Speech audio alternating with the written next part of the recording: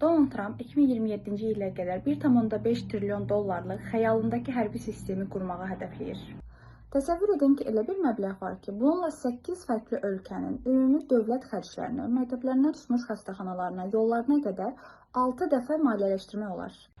Bu nahəng vəsait milyonlarla əsgərin maaşını, nahəng donanmaların inşasını və Qızıl Günbəz kimi ən müasir raketdən müdafiə sistemlərinin yaradılmasını təmin edir.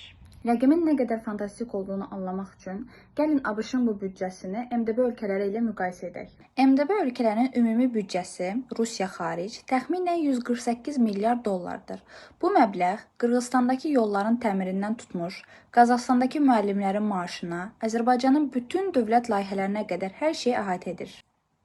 ABŞ-ın təkcə müdafiə büdcəsi 2026-cı il üçün 1 milyard 10 milyon dollardır.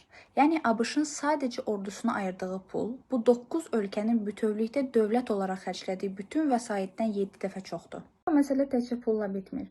Trump'ın bu səfər gözü dünyanın ən böyük adası olan Qrenlandiyadadır.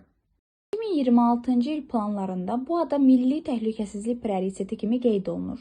Strateji ehtiyatlar və hərbi mövqe baxımından əvəzsiz olan bu ərazi üçün Trump hər variant masadadır deyərək Avropanı, xüsusilə Danimarkanı ayağa qaldırıb. NATO daxilində Amerika müttəfiqini işğal edə bilərmi?